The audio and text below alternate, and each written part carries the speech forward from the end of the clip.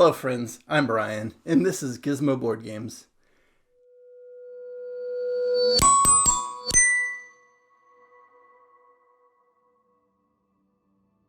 Today I am looking back at what I played in September of 2022. This month I did not get as many played as past months, and that's fine. Sometimes that happens, but I did still manage about a game a day. In fact, I got 28 total, and I'm filming this as it's rolling into the 28th of September. I have to film a little early. I got a lot going on here in the coming weeks. In fact, that will bring me to the elephant in the room per se. As you see, I've got a nice clean haircut. However, all my other videos coming up basically all the way through October are going to be back to scruffy me because those have all been pre-filmed. This is the last video I'm filming, probably until late October, early November. Everything is already pre-filmed for the coming weeks. My mom's coming in town. We're taking a little vacation, so I had to plan ahead here. So I've got a nice haircut now. You might see me again in a couple weeks with a on-the-spot vlog or something, but otherwise everything else has been pre-filmed for the next few weeks leading into November. That said, we're not talking about the future. We're talking about the past. What did I play in September of 2022? Unfortunately, it was kind of a rough month for me and my game group.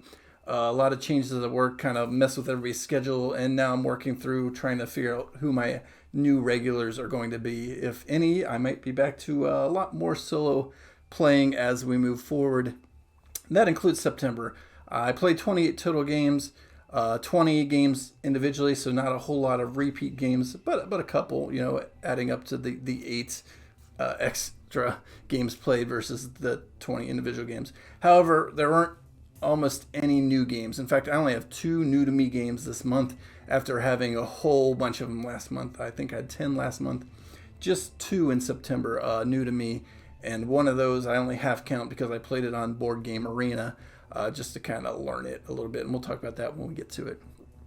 So this should be a relatively quick episode here. If you're new to the channel, welcome. If you're a returner, thanks for joining in for another look back. And I hope you enjoy these. I kind of like watching other people see what they play and maybe getting some small reviews along the way. However, I am going to run through this probably pretty quickly. In front of me, in case you're wondering, is the last game I played. Obviously, it's right in front of me. I just finished playing before I set up to film here. I played Concordia Solitaria again, and that's going to be the theme of the month as we get into it. With the first game I played, I did not play solo. We played Dinosaur Island. It was a repeat from last month, a game we enjoy. Got to play it with my group. The second game, again, I played this last month. It was a new arrival then. I did a review of it. Planet Flipper. Maybe check out the review here if I pop it up in the board. Another one I played last month. I have a full review. Don't need to cover it any further than that. The third game I played this month comes up a lot. I don't think I played it last month, though. Looking at last month's list, Rolling Realms. I guess I missed a whole month in August, or I just missed seeing it on the list of last month. Either way, I play this one quite often. I've covered it quite a few times as well. Rolling Realms, dice game. I played this one a couple times this month, solo and in a group. The fourth game I played, Clank Deck Building Adventure. I played this one solo with the app. I mentioned that in my solo game kind of adaptation video collab I did with Ali from the Family Meeple. So I played that one again in anticipation of that. Clank Deck Building Adventure. I've replayed that a few times solo this month. All right, the first new to me game this month, Santa Maria. It arrived this month, and first time playing it. So yeah, it's a game I saw and almost got when I was in Essen in 2017. It looked really fun. I heard a lot of reviews about it, but never got around to playing it. I finally got it on sale, arrived here, and I played it solo so far. I haven't played it with anybody else yet. I would love to get this on the table with some other people to see how it plays with interaction, although I think it's going to play pretty close to the same either way. The rule set seem pretty similar. It's basically a dice manipulation on your own tableau. You're building up, purchasing areas in your village, I think it is, that you're using to gain resources or take actions that are going to get you points or allow you the ability to buy things that will get you points later. You play through a few rounds manipulating kind of your dice and your play set and your money. It kind of acts as another action, almost worker placement with money onto your spots to do those actions as well, but it covers it up from the dice being able to do it. And so it's kind of a neat little interaction with the grid columns and the rows. As you move the dice down, you're going to activate each thing along the way, and then it's going to cover up the last spot. If you use the money, it's going to cover that spot up. So it's an interesting mechanic. I really enjoyed it. I would love to play it with some other people. That's Santa Maria. The sixth game I played this month is one of my favorites. I played this in a group a couple times. I believe it's Hanabi, a little card game where you're trying to build the stacks of 5 red colors, and you're not allowed to really talk to your partners in the game without, utilizing the very limited resources or clues at your disposal. It's fun. It's one I really enjoy. A little bit of a deductive co-op game. That's Hanabi. The seventh one I played this month, I haven't played for a while, so it was nice to get back out on the table. Space Base. I really like Space Base just because the interaction when it's not your turn and when it's your turn, you're building up, kind of an engine based on the rolls and how you build it out. And it's just a game I really enjoy everything about it. It's a lot of fun. Plays relatively quick, but not super quick. And I don't know. I like getting it out and getting it around the table. The eighth game I played this month is Sagrada. It's a little dice drafting game. You're building up your tableau that is a Sagrada stained glass window, and you're matching the color dice, but you can't place them where they can't go, either by what's on your board or by what's next to. You can't place the same color or same number adjacent to one another. I played that one solo as well. It's been a while since I played that one. It was nice to get that one out again. All right, the next three I played solo, and the first one is ROVE, Results-Oriented Versatile Explorer. I played, that one's a solo only, little card game from Button Shy. I played that one a couple times. I just enjoy it, a little puzzly solo player game that, get out, play it real quick, move on with your life. Race for the Galaxy was the 10th game I played. I played the solo version of this with the expansions. Again, I enjoy Race for the Galaxy. It's kind of a rough teach, even though it's not hard to play. I played this one last month, and I played it again this month solo. The 11th game was a new to me game last month, so it's a repeat this month, just getting back to the table. Creature Comforts. I really like it. Worker placement. I played this one with my daughter and the solo version, so got that one on the table a couple times this past month, and we enjoyed it. Creature Comforts. The 12th game I played, it's gotten to the table a lot, but apparently not last month, but a couple months in a row before that. Cascadia, one game of the year. Essenspiel should be next weekend as you're watching this. The German game of the year, Cascadia. I've gotten that one to the table a couple times, solo and in a group, and have enjoyed it every time. Nice little tile placement, manipulation with the animals and the land.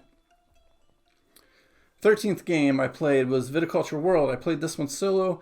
It's, the co-op version of Viticulture. I kind of like the solo mode. The first time I played it solo, I didn't really care for it. But this time I guess I had better luck. It just seemed to flow a little bit better. It didn't seem like I was fighting my partner as much this time around. So much better play experience with the solo version. Still haven't gotten that one to the table in a group though. So looking forward to that. Viticulture World. The 14th game I played is the second and final new-to-me game from September. It's Railroad Inc. I played the blue version of it. I'm not sure the differences because I played this one Board Game Arena. I think there's just different dice you can add into the game, but Board Game Arena didn't give me the option to add the blue dice, which I think are like rivers and lakes or something. I just played the basic Railroad Inc. game.